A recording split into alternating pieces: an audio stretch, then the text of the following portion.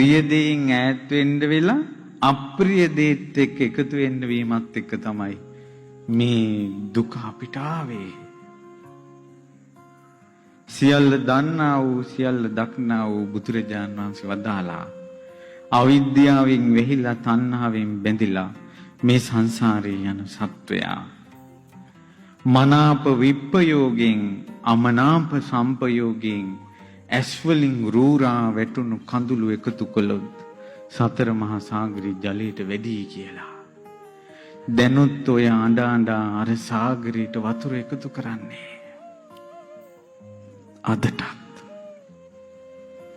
අපේ ජීවිතේ ඉරණම් දෙකයි තියෙන්නේ. මනාප දෙයින් වෙන් වෙනවා, අමනාප දෙයින් එකතු වෙනවා.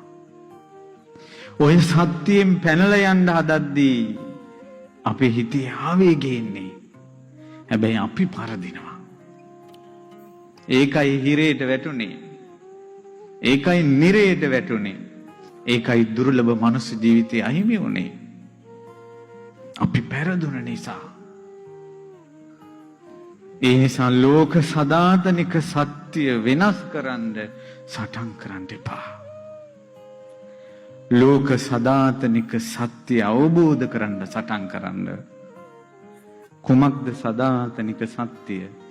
මනාප දේෙන් වෙන් වෙන්න වෙනවා, අමනාප දේ සමග එකතු වෙන්න වෙනවා.